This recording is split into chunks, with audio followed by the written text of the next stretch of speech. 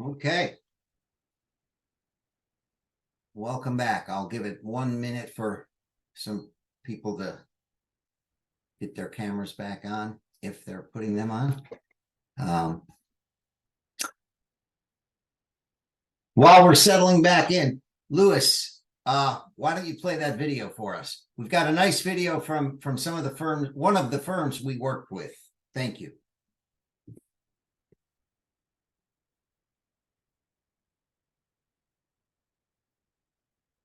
Lewis?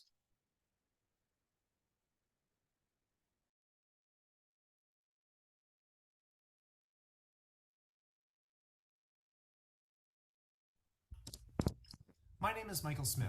I'm one of the managing partners at Morgan & Morgan. As you all surely know, the practice of law is very challenging and stressful, even during the best of times. Unfortunately, none of us are perfect, and the stress of the practice of law can lead to very difficult issues that we all have to face from time to time. Instead of refusing to deal with these difficult issues, our firm's approach has been to hit these issues head on and do everything we can to correct and help whoever is struggling with substance problems or anything related to that. We've never terminated any employee purely because of addiction. In fact, our approach has been we try to do everything we can to help them correct their lives and their problem so that they may continue to be productive members of our firm and society. In most cases, we've been able to achieve that with the help of the Florida Lawyers Assistance Program. Florida Lawyers Assistance has been terrific in every way. They've been very quick upon initial contact to get our attorneys evaluated and placed in a program if they need one. They take confidentiality very seriously, so we do not shame in any way our staff or attorneys who need this help. In fact, the focus with Florida Lawyers Assistance Program has been to get them the help they need quickly and over time get it corrected while maintaining their dignity throughout the entire program. John Lesko in particular has become a good friend of mine, and he understands so well all of these issues and has helped build a program with Florida Lawyers Assistance that is bar none the best in the state. I want to thank Florida lawyers for everything that they have done. They have been there every moment that we have needed help, and I look forward to continue to work with them in the future. Thank you very much.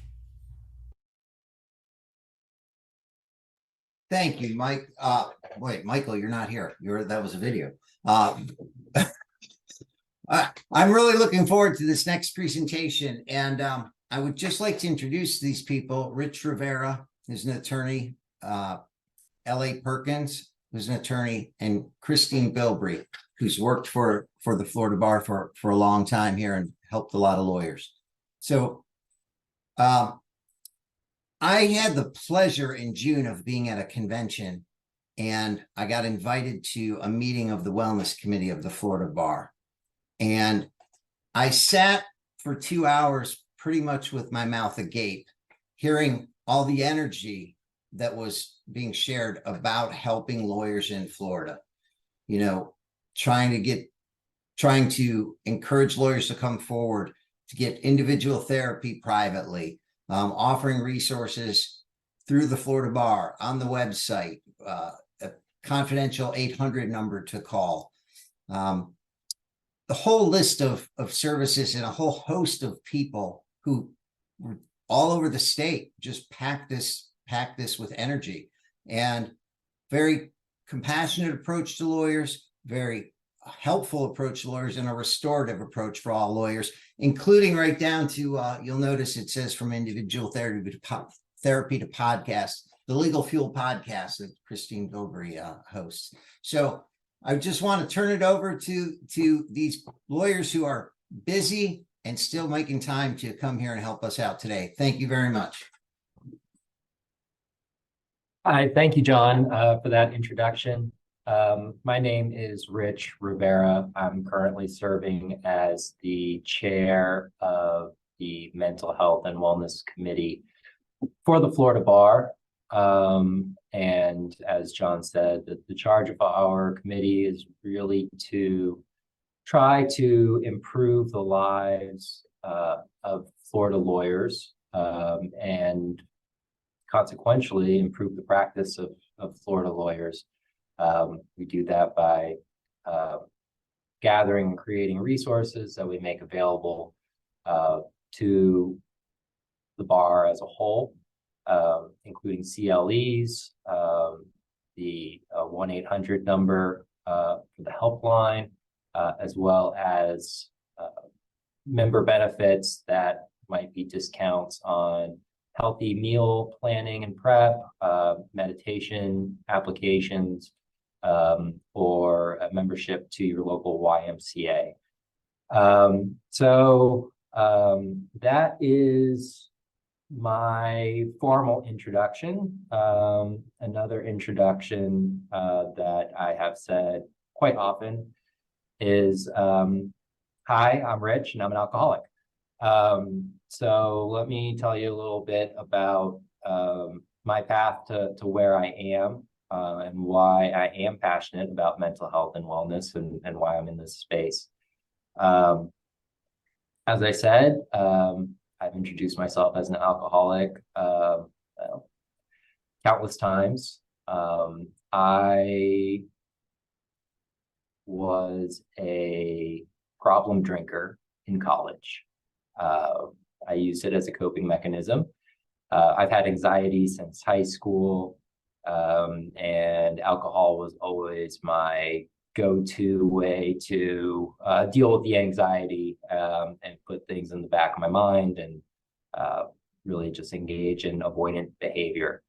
I've also suffered from depression at times, and alcohol was a way to, again, escape.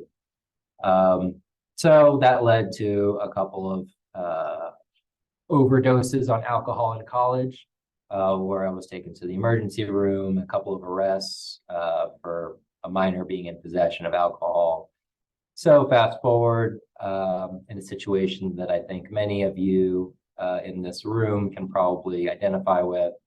As I was applying for the Florida bar, it was suggested to me that things might go easier for me if I were to join FLA and enter into a contract and go that route. So that's what I did. I entered into a 5-year contract with FLA. About 6 years actually, when it was all said and done. That was 2.5 years in law school, and then would expire basically when I was turning 30 on the outside. So that was my path into the bar.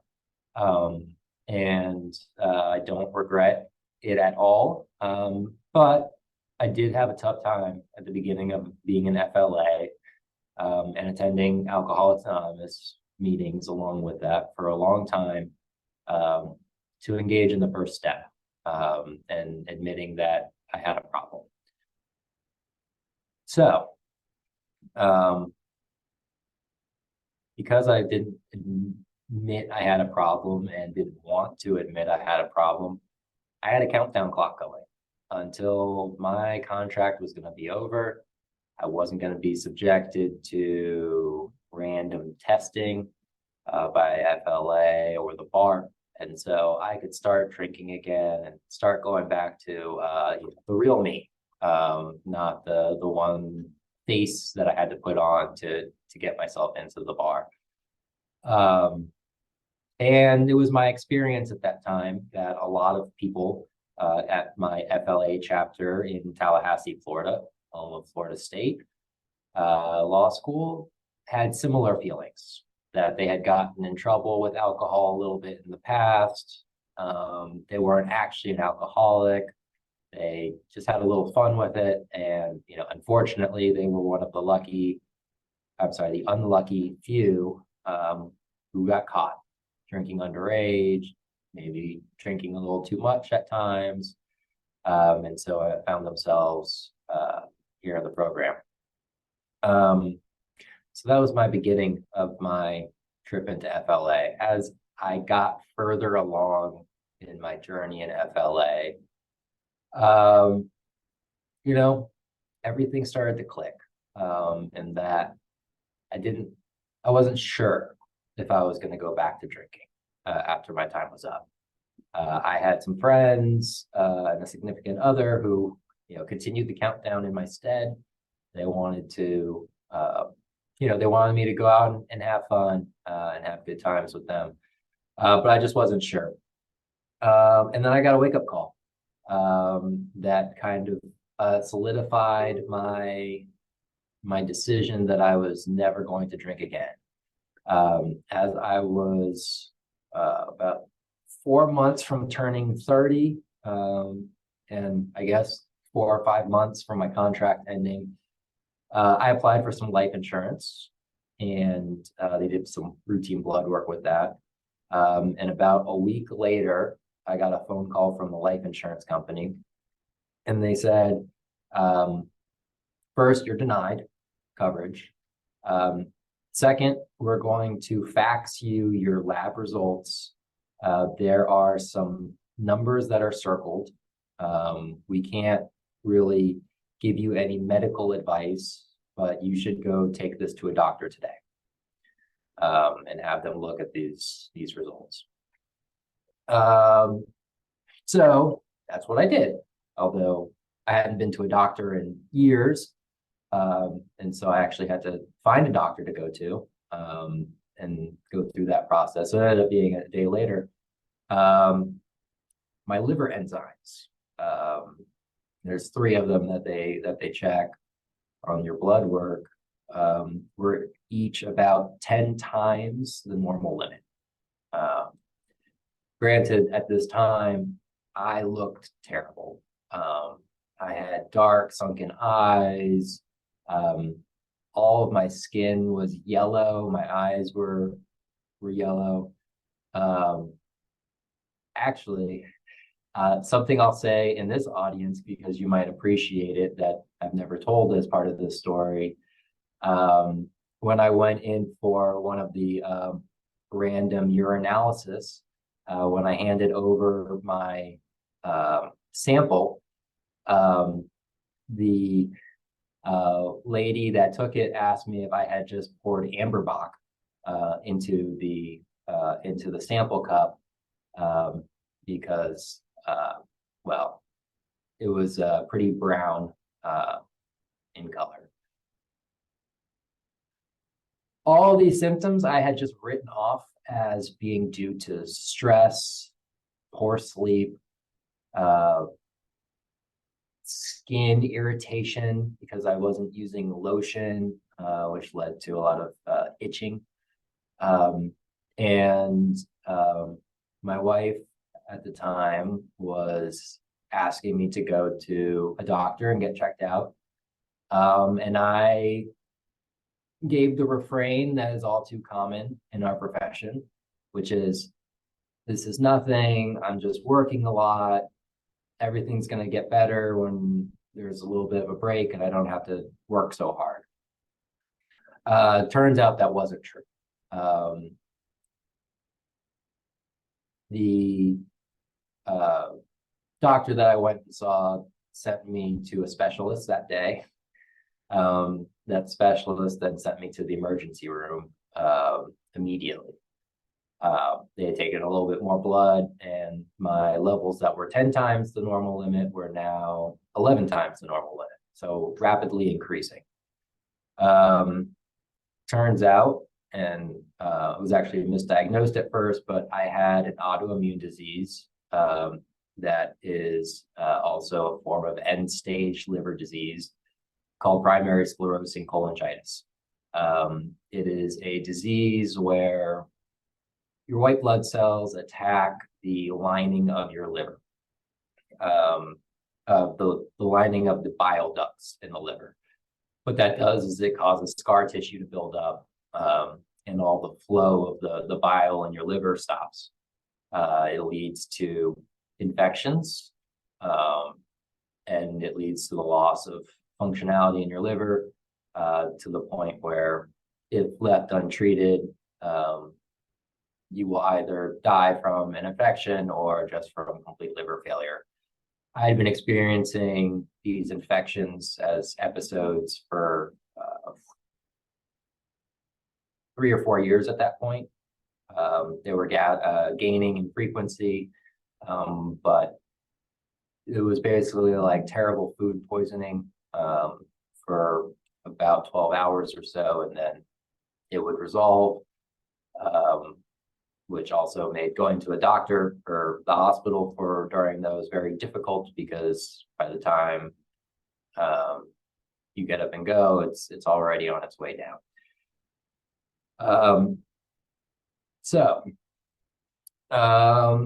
From there, we tried about 12 surgeries to try to stop the progression of the disease, but I was a little too far gone by the time I finally got it checked out.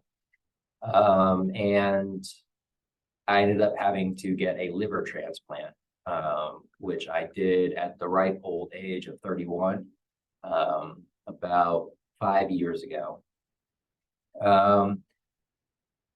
And so that was kind of the catharsis I needed, to see that the way that I had been working, and unfortunately the way that almost everyone around me at a larger law firm was working, that it just wasn't sustainable.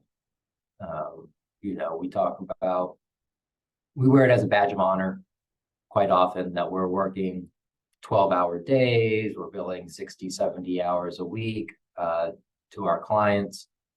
And, in our profession, it is a badge of honor, which is quite unfortunate because people judge themselves against others based on those hard numbers that's easy to quantify and compare when you're, at that cocktail hour, as most lawyers like to go to and talk about how bad they've got it. And I realized that was not the way that the practice of law should be, and it wasn't the way I wanted to practice law anymore. And so I got more and more into looking at mental health and wellness as being important, not just for me, but for, excuse me, lawyers in general. So what did I do when I came back? I started to impose some hard boundaries. I wasn't going to have lunch at my desk anymore and just work through lunch. I wasn't going to work past certain times in the day. And I would take at least one full day off a week, which for me was Saturdays, and do any weekend work I needed to on Sundays. I also regained some of my hobbies. My big one before was running. I was a marathon runner before I got sick. But as I got sicker and sicker, I ended up not really being able to do that anymore. Where I was looking at my mileage over some of those years the other day, and I think I had only like 34 miles in the year that I was quite sick. For perspective, I run 35 miles a week currently. So that's just a drastic drop in what was really my main source of stress relief when I was in law school and growing up. So, besides just what I changed, the real lessons that I took from that is one, no one should ever think that it is normal, expected, or reasonable to have to work 12, 13, 14 hours a day, 6 to 7 days a week. I think it is important that lawyers establish boundaries for themselves and communicate those boundaries both to their clients, and if you work in a firm, any anyone that you work with, I mean, the whole legal team, that's a partner that you might be working under, associates working under you, paralegals, assistants, to say, look, this is what I'm doing. You know, it might be different in a week that we're going to trial, but you know, I'm not going to be monitoring my email 24 hours a day. I shut it off at 6:30. When I go home, I focus on feeding myself, my family, and getting ready to come back strong in the next day. To that end, I had a colleague, we will call him Glenn. Glenn's favorite anecdote or story is to compare associates at a law firm to a machine that prints $100 bills. And he says, if you have a machine that prints $100 bills, why would you ever turn the machine off? And he says this a little tongue in cheek, but I think there's a kernel of truth behind it from frankly, from a expectation of practice from decades ago, that associates are essentially expected to be doing whatever is asked of them at whatever time, no matter what the sacrifice might be to them.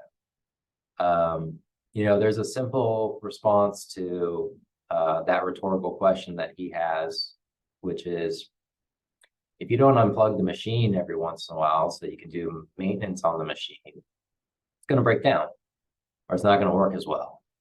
What was once printing $100 bills will now be printing $50 bills, because frankly, the work suffers as you work that much. And clients don't want to pay for work that needs to be redone.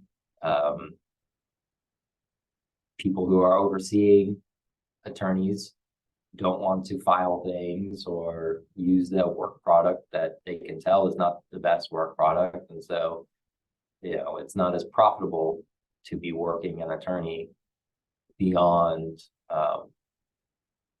what is reasonable. Second, and in addition to setting and communicating boundaries, you know, it taught me to not lose sight of the things that make life worth living. You know, the adage is that you should work to live and not live to work. I was living to work. You know, basically all of my time at home was spent in bed, more or less, because I was so fatigued from my disease.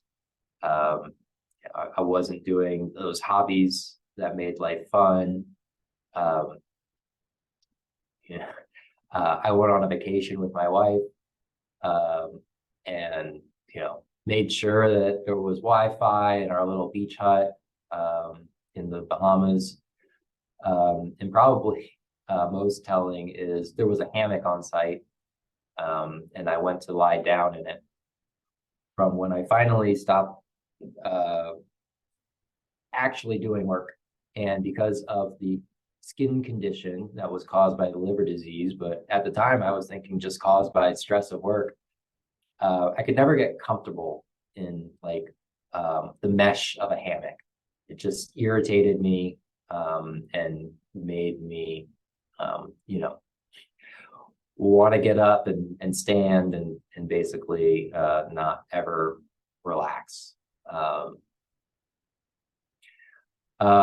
There are other things I learned, but that is really, I tell you this whole story to kind of explain that I've been in the same shoes that many of you have in these rooms.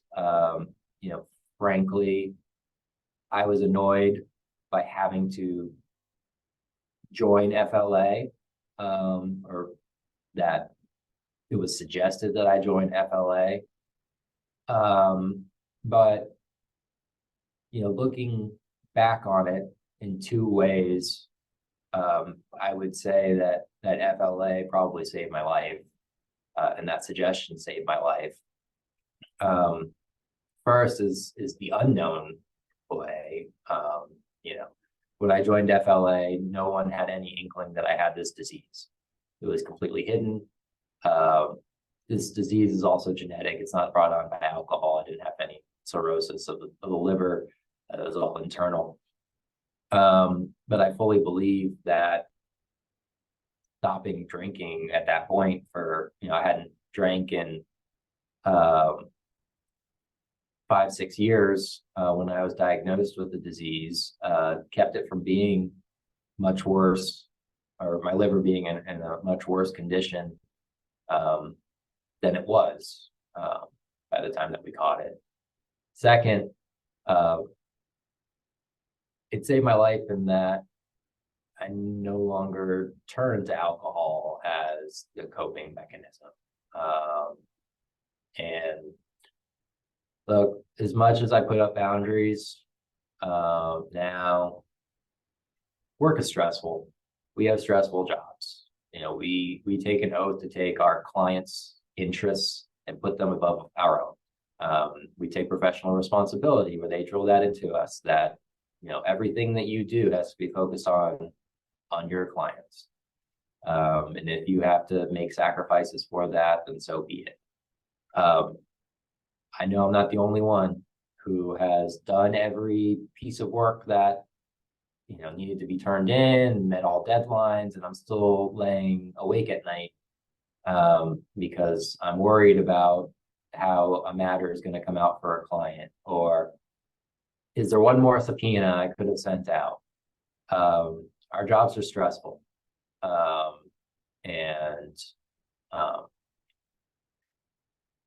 I know that I probably would have turned to alcohol to self-medicate, and probably quite a bit if I hadn't gone through the FLA program for 2.5 years before starting to practice.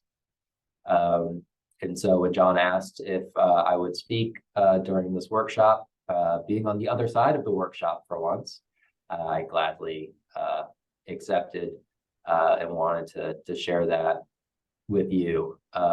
With me today is L.A. Perkins. She's the vice chair of the Mental Health and Wellness Committee.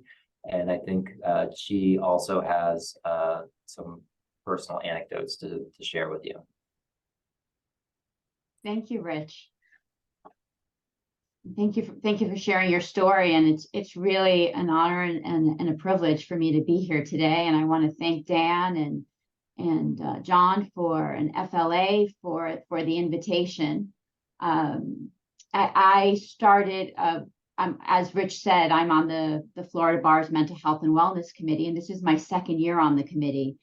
And it is mental health and wellness is a topic that's really near and dear to my heart, and I'll share a bit of my story as to why it's so near and dear to my heart. But I want to just mention a few things. Rich when he was speaking had said that there are services that are available that the Florida Bar offers, but I want to make it really very, very clear, because I was the chair of the communication subcommittee last year, and we have really been focusing on spreading the word that it is totally confidential.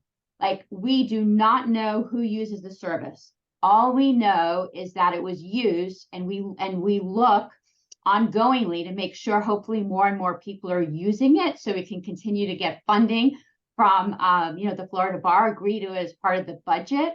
Every member of the Florida Bar can get up to 5 free counseling sessions a year, and that's master's level therapists. Anybody can call the hotline at any time. There's a lot of other resources that are available, including like a financial consultation and other resources. So if at any time you're feeling you need information, feel free to check out the website, the Florida Bar's website, but also the Florida Lawyers Helpline is a wonderful, wonderful resource.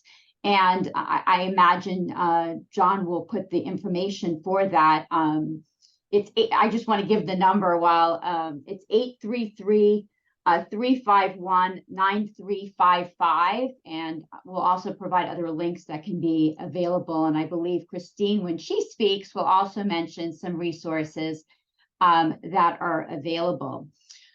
Okay. Ellie, repeat that number. I'll put it in the chat, please. Okay. It is 833-351-9355. And it's 833 FL1 WELL, WELL.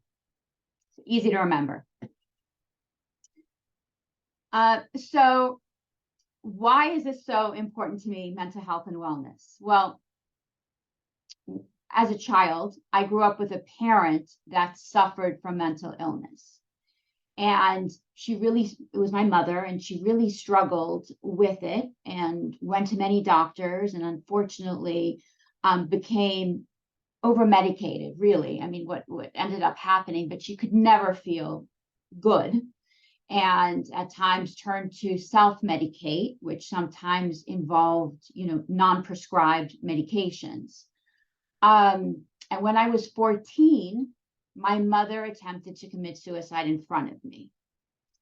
And that was, of course, horrible evening that I can recount, second by second, even today.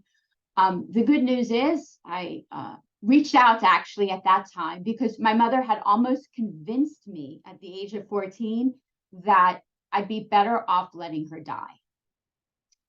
And I reached out to a teacher who I was talking to. And excuse me, I'm like getting emotional telling the story. It takes me right back there. And she three-wayed in, and we called the police, and they were there like in minutes. And my mom had her stomach pumped that night, and she lived.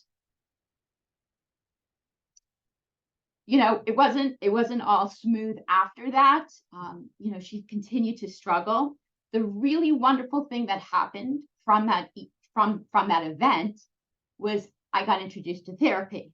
And how I got introduced to therapy was my mother started seeing a therapist, and she had the good sense to say, I think I'd like to talk to your daughter on her own by herself.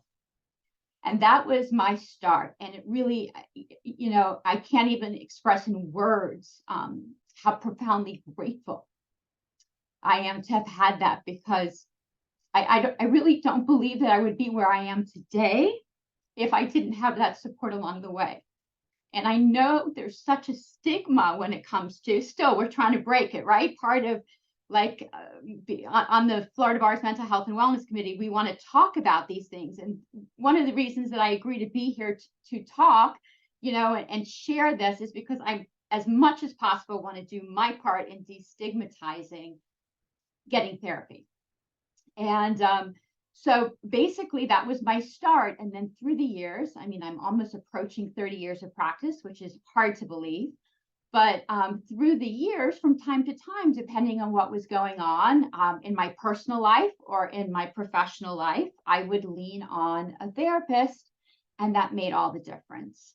I also had, unfortunately, I had family member that did commit suicide. I had a few friends in high school that committed suicide. And, one of the things for me that has helped me, I think, enrich my life and keep me grounded is service, is being of service to others. It's one of the things that keeps me going. And bar service for me has been a big part of that. I do other things outside of the bar, but bar service has been a big part of that. And I was on the board of the South Palm Beach County Bar Association for 13 years, and I was the actual president during the COVID year. But I share that because also during that time, people were sharing with me. I knew people were really struggling with what was going on and being isolated and what have you. And it just became my passion at that point to do whatever I could to make a difference with fellow members of the Florida Bar and spreading the word and doing whatever I could to make a difference, in that regard. I will tell you that getting back to my mother, I actually, when she was 60 years old, she had a drug-induced heart attack. And I had to use the Marchman Act. I don't know if some of you may be familiar with that. I mean, she was Baker Acted a few times along the way as well. But as a result of taking those very difficult steps, and it was very difficult to do, and getting the court order requiring her to go to a treatment program, for the last 9 years of her life, she was drug-free. And so that's like, yay, I'm like really very proud of that. So in terms of like things that I do along the way, you know, I certainly don't have the answers. I know I don't get it all right. And I think mental health and wellness is a continuous process. I don't think like we ever arrive at it. There's always like more layers to the onion. There's always more work to be done. We each have our individual experiences, you know, with respect to that. But there are a few things that I do that I'd like to, you know, just share, the things that I think about that help ground me. And you know, first, one of those things is to tell myself it's okay not to be okay. Like, you know, I am like guilty of like put on a smiling face, everything's good, like let's go. And to sometimes step over what's really going on, and maybe like little like voice in the back of our head, or feelings that we're having. And it could be, you know, bodily feelings like we're not feeling well and we just step over it. So is to really check in with myself and be present, and you know, take action consistent with that. And you know, one of the things that recently in the last few years that came up for me is I was feeling very, very anxious. And I was like, I don't even understand why I'm feeling anxious. Like everything's okay. Like there's nothing specific that's causing. And I went to the doctor and I had blood tests, and it turned out that I had tremendous hormonal imbalance.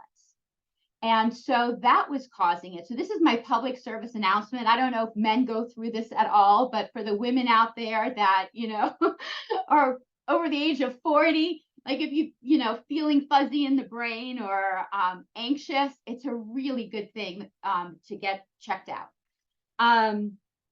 So self-care for me, I really make an effort. Every 2 weeks, I have an appointment to see a deep tissue, connective tissue chiropractic doctor who works on my body, and I'm very grateful for that. A couple of years ago, I did the transcendental meditation training, which you know, I'm not always so good at doing that. I've fallen off the trolley tracks a little recently. But when I do that consistently, it really makes a huge difference for me. Another thing, I practice gratitude. I sit down every day and I think, okay, like even as dark or like, you know, if I'm not having it, what can I be grateful for today? And that just seems to snap me out of whatever funk I may be feeling in the moment. And sometimes when I'm feeling really off, I ask myself, like, who do I need to have a conversation with? Like, is there something I need to clean up? Is there some conversation I'm avoiding? Like, there's usually something there.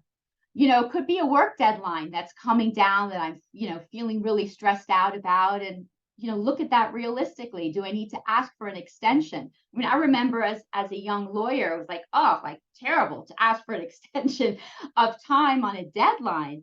But now I look at those things and ask for them if I feel like I'm going to need them. I also do whatever I can to surround myself with people that are going to lift me up, with positive people. And that is a really big thing because, you know, the people you hang around, I don't know, I heard something like you're the average of the 5 people you hang around. I mean, there's all kinds of sayings like that, but I think there's a lot of truth to it. And it's great. I have what I call committed listeners, you know, people who I can call and I can vent to, but they won't necessarily take that and, you know, make something of it. They just get it and they like let it go.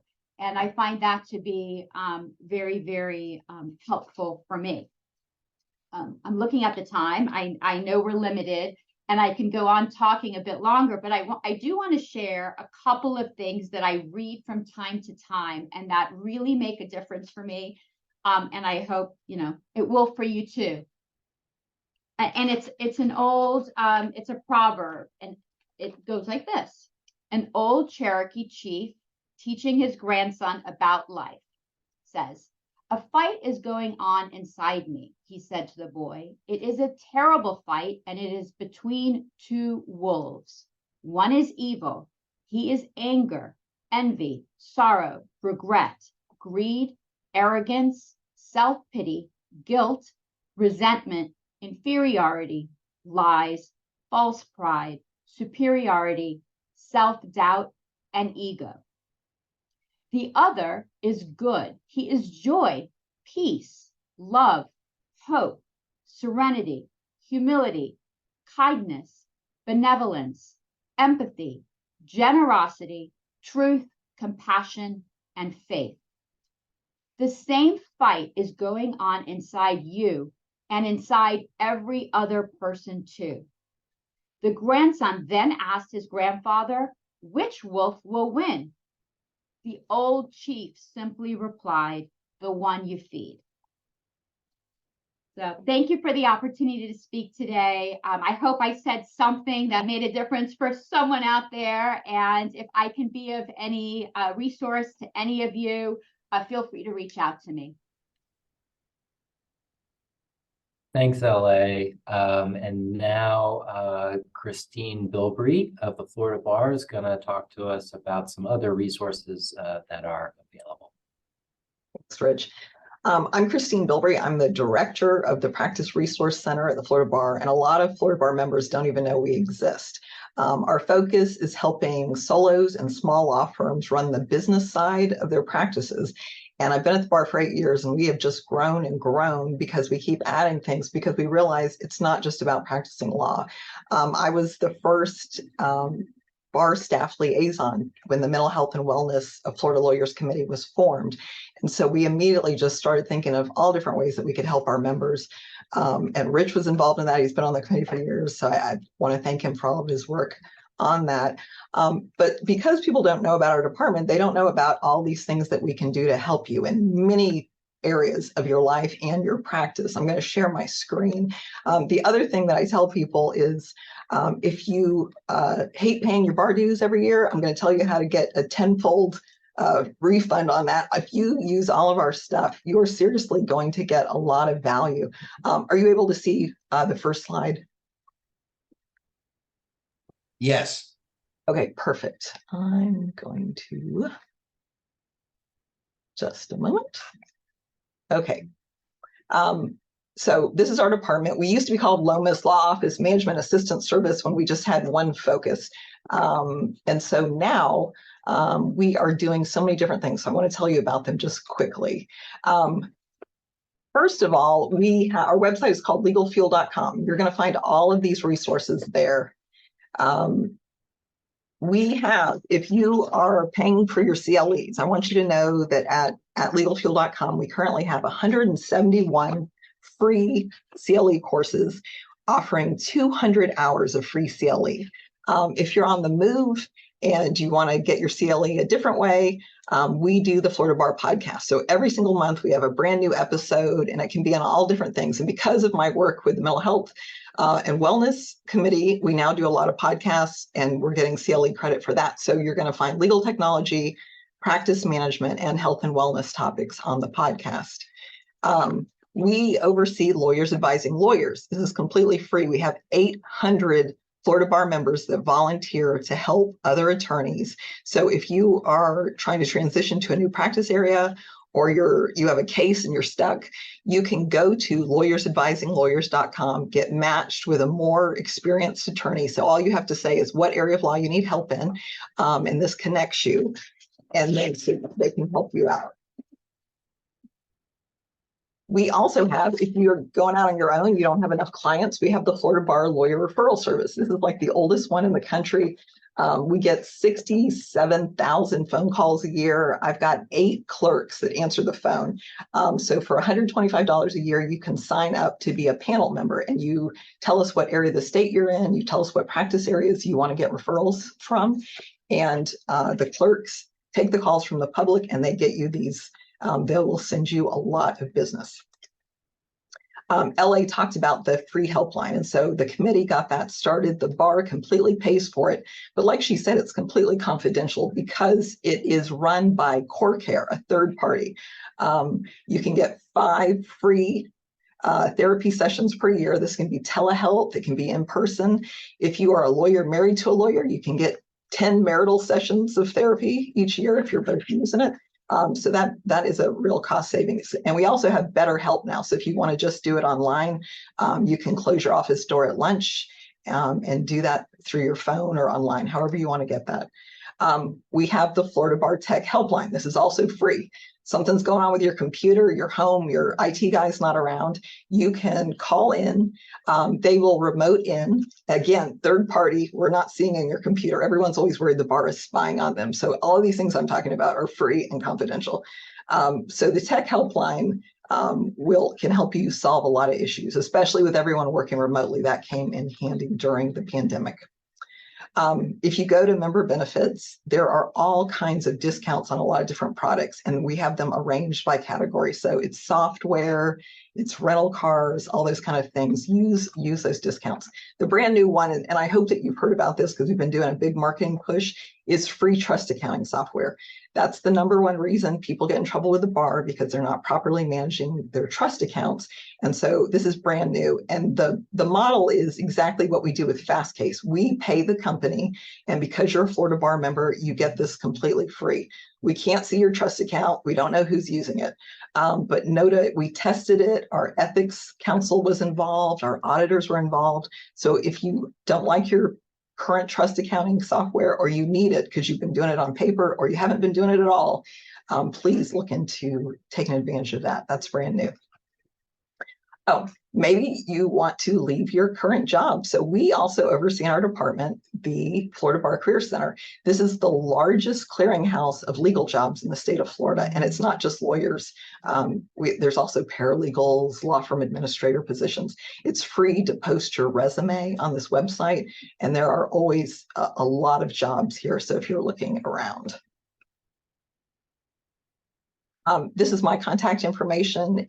If you have questions about any of these, I have 2 practice management advisors. You can reach them by live chat. You can email us, you can call us, and we can help you with all kinds of things: legal technology, staffing, trust accounting, anything that's going on. Or if you heard something I said and you don't remember how you're supposed to find it, just call us. Everyone in our department knows about these member benefits.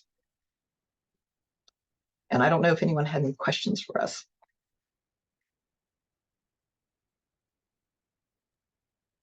Questions? I've seen some very nice comments. I've not seen any questions yet, but I'm just scrolling down.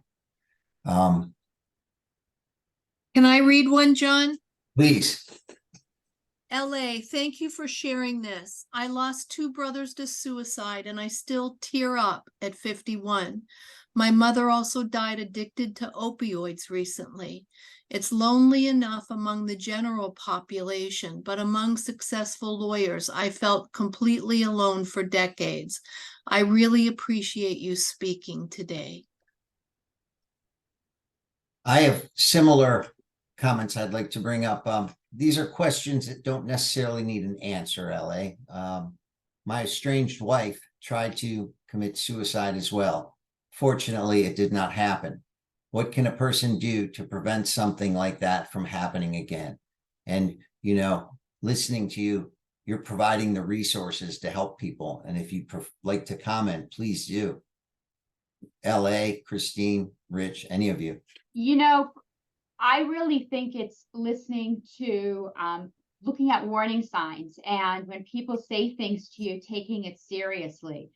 I mentioned that a friend of mine, when I was in high school, committed suicide. I actually had two friends in high school commit suicide. And I remember, like, my whole life, I've like, well, I mean, what could I have done differently? One of them in particularly said to me, I don't think anybody cares, like whether I'm alive or not.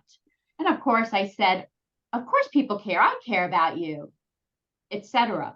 But I think the key is when people aren't well, or it is to check in, and it's about being present. And if we're not present and our minds are somewhere else, then it's hard to be present for other people. And having the conversations and offering the help and leading people to information or places where they can get the help. I mean, we all really need each other. It takes a village. Like, it just doesn't happen on our own.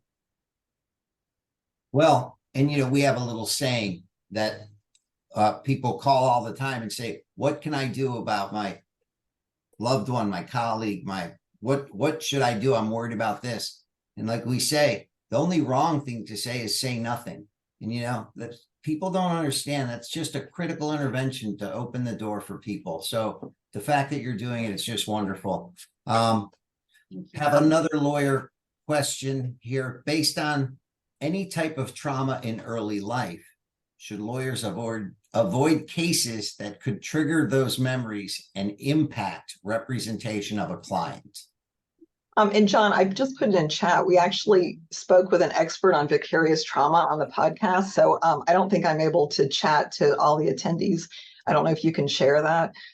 That comes up a lot because, based on your practice area, a lot of public defenders go through that because they hear so many, and prosecutors, victim stories. So that was a really successful one. We've had a lot of people view that one. I don't know if you can share that with them to talk about the different aspects of that. I also have someone asking about how do you remove the legal fuel watermark on all of our downloadable forms. If you just click it and delete it, it'll go away. They're completely customizable. And we have dozens and dozens of forms that are free for just about every area of your law practice, not for practicing law, only for the business side of your firm.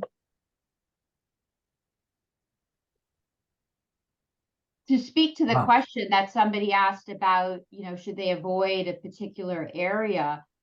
Not that I'm, a qualified expert, but my 2 cents on that is if it's on an individual basis. I mean, maybe for certain people, you should avoid certain things because it's triggering for you. Or maybe it's a sign, that there's more work to do with a therapist. So you can get to a place where, you could be exposed to those things and not be triggered. Right. I would just add, I know that there's not a ethics component of the CLE hour, but the rules require that you be competent for your representation, and we are to regulate ourselves. So if you take a objective view of the situation and you think that your personal experience would inhibit your ability to represent a client in that area, then you shouldn't take on that representation. Is my view anyway.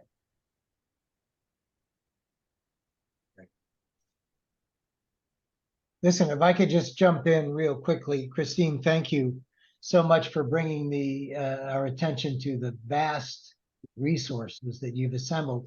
And hats off to you for doing this. You started in the mental health and wellness world, but you've really kind of addressed those pressure points for a practitioner that, it has everything to do with how their day looks, what they feel like when they get up, and what they feel like when they go home. So that's really, really a wonderful work and a great resource. And Rich in LA, I've been doing this a long time, and I still find it impossible not to be moved by stories like yours. And thank you not only for devoting your time like all the other professionals here today are doing, but thank you for opening up and, telling us things that you don't always hear in lawyer meetings, right? So it has a great impact on me. I'm sure it had a great impact on everybody here. And I just want to thank you again for being willing to do it. Thanks. Thank you. So with that, thank you very much. We have some more comments, but we're going to move this along. Thank you very much. Can't really quantify how valuable this is for us and for our participants. Thank you. Have a great weekend, everybody. And we're going to move it on.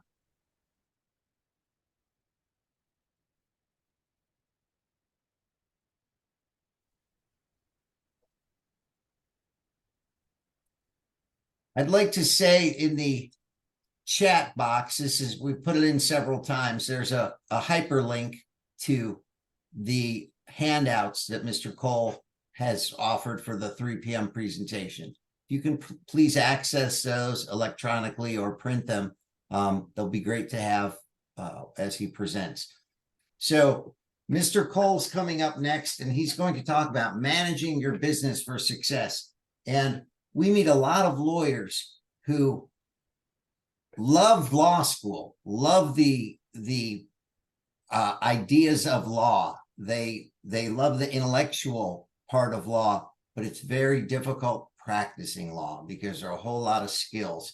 As one guy said to me, I'm supposed to have the personality of David Letterman, and I'm supposed to have the memory of Einstein, and I'm supposed to have the financial skills of Warren Buffett and the HR, HR skills. And it's true. And I'm really thrilled to have Mr. Cole here today because about 7 or 8 years ago, well, maybe more like 10 or 11 years ago, when I was an FLA participant and another friend of mine was an FLA participant who now sits on the board for FLA, we were under contract at the workshop and we saw Mr. Cole speak and provided excellent, concrete, very applicable guidance for your law firm and your legal practice. So with that, I'm just going to turn it over to the master practice advisor that I've worked with several times and I'm a big fan of, Mr. Dustin Cole.